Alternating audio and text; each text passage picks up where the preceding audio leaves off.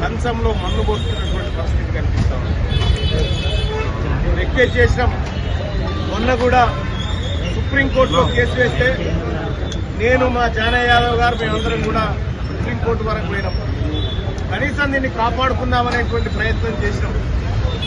కానీ ఇలా కనీసం ఒక గవర్నమెంట్ అడ్వకేట్ జనరల్ గారికో అడిషనల్ అడ్వకేట్ జనరల్ గారికో మా సూచనో సలహానో మా ఆవేదనో చెప్పుకుందామంటే ఈ రాష్ట్ర హైకోర్టులో ఒక్క అడిషనల్ అడ్వకేట్ జనరల్ కూడా మా బీసీలు ఇచ్చింది. అంటే ఈ రాష్ట్ర ప్రభుత్వం దయాదాక్షిణ్యాల మీద బీసీల బతుకులు ఆధారపడప్పుడు ఈ పరిస్థితులు చూస్తూ ఉంటే చాలా బాధాకరంగా ఉంది. తెలంగాణ రాష్ట్రంలో ఈ రాష్ట్ర ప్రభుత్వం తీసుకొచ్చేటువంటి జీవోలు బలహీన వర్గాల కోసం బలహీనమైన జీవోలనే తీసుకొస్తున్నట్టుగా కనిపిస్తా ఉంది. కానీ నేను ఈ వేదిక నుంచి రిక్వెస్ట్ చేస్తా ఉన్నా, ఎవరైతే పిటిషనర్లు ఉన్నారో రెడ్డి జాగృతి కార్యకర్తలు ఉన్నారో వాళ్లకు రిక్వెస్ట్ చేస్తా ఉన్నా,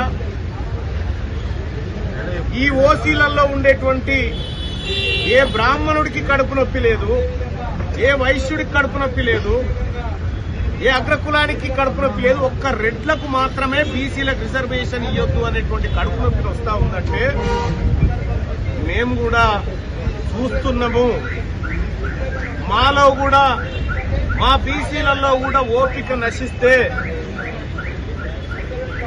పరిణామాలు తీవ్రంగా ఉంటాయి. మీ ఈడబ్ల్యూఎస్ రిజర్వేషన్ మేము అడ్డుకోలేదు. మీ సొమ్ము మీరు తినండి అని చెప్తా ఉన్నాము, మీ వాటా మీరు తినండి అని చెప్తా ఉన్నాము. కానీ మీది మీరు తినుకుంటూ మీ ఈడబ్ల్యూఎస్ కోటా 7-8% లేనటువంటి అగ్రవర్ణాలు ఈడబ్ల్యూఎస్ కోటా 10% ఇంప్లిమెంట్ చేసుకుంటారు. మా బీసీలకు 42%, 60% ఉన్న బీసీలకు 42% రిజర్వేషన్ కావాలంటే వచ్చి మళ్ళా కేసేస్తారు. ఆయన మేము సహనంతో ఇన్ని రోజులు ఉన్నాం. సరే, గౌరవ న్యాయస్థానం మా బీసీల పక్షాన నిలబడాలని కోరుకుంటా ఉన్నాం. ఆ GO Indira Sahani versus union of India కేసు ముందు కానీ, కృష్ణమూర్తి వర్సెస్ మహారాష్ట్ర కేసు ట్రిపుల్ టెస్ట్ ముంగడ కానీ నిలబడే జీవోనైతే కాదు.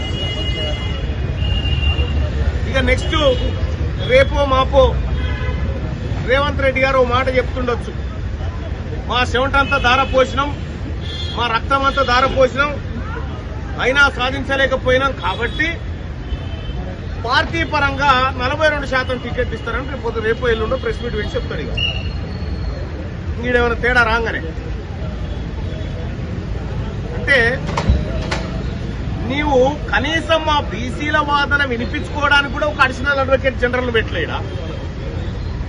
వాదించేటాయన ప్రభుత్వం తరఫున వాదించేటాయన రెడ్డే, పిటిషనర్ తరఫున వాదించేటాయన రెడ్డే, పిటిషనర్ రెడ్డే. ఇవాళ తెలంగాణ రాష్ట్రంలో మా ప్రజల రక్తం దాగుతున్నటువంటి వాళ్ళు ఎవరైతే ఉన్నారో ప్రజాగ్రహానికి గురిగాక తప్పదు. ముఖ్యమంత్రి గారు 100% వాళ్ళ వెనకాల ఉన్నారు. ఈ పిటిషనర్ల వెనకాల ముఖ్యమంత్రి రేవంత్ రెడ్డి గారు ఉన్నారు.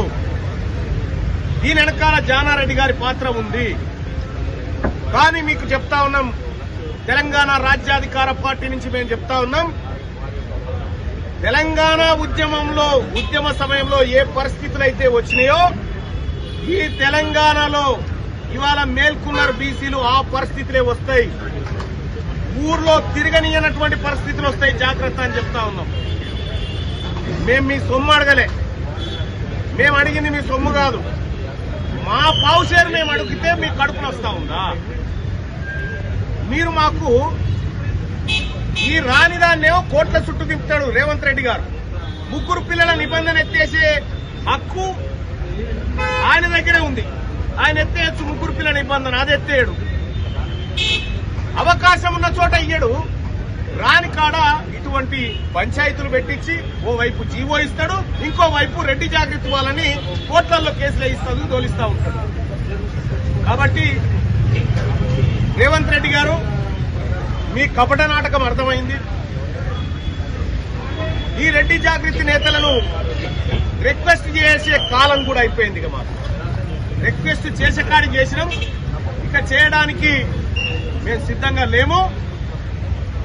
ఇది ప్రజా ఉద్యమంగా మారి తెలంగాణ రాష్ట్రం ఈ బీసీలకు అన్యాయం చేస్తే అగ్గిగుండంగా మారేటువంటి అవకాశం లేకపోలేదని ప్రభుత్వాన్ని హెచ్చరిస్తా ఉన్నారు. నీకు చిత్తశుద్ధి లేక 4 కోట్ల మంది తెలంగాణ ప్రజలను కంట్రోల్ చేస్తున్నా అని చెప్తాడు రేవంత్ రెడ్డి గారు. 2 రెడ్లను కంట్రోల్ చేయడా పిటిషన్ వేసిన వాళ్ళు. దీని వెనకాల నువ్వు లేకపోతే కూడా ఉన్నాడు ఇంకా. కాబట్టి ఈ రాష్ట్ర ప్రభుత్వమే బాధ్యత వహించాలి. బీసీలకు జరిగేటువంటి అన్యాయానికి గౌరవ న్యాయస్థానం కనుక నిబంధనలకు అనుగుణంగా తీర్పు ఇచ్చి ఒకవేళ బీసీలకు ఇచ్చేటువంటి రిజర్వేషన్ ఈ జీవో కాగితం చెల్లదని చెప్తే ముఖ్యమంత్రి రేవంత్ రెడ్డి గారు రాజీనామా చేయాలి. మా ఓట్లతో గెలిచి మాకు అవకాశాలు లేకుండా చేసేటువంటి ముఖ్యమంత్రి రేవంత్ రెడ్డి గారు ఈ తెలంగాణ రాష్ట్రానికి ఏమొద్దు, రాజీనామా చేయండి. ఇక న్యాయస్థానం పార్టీ ఓడిసిన తర్వాత ప్రజాక్షేత్రమే ఉంటుంది, జనమంతా రోడ్ల మీదకి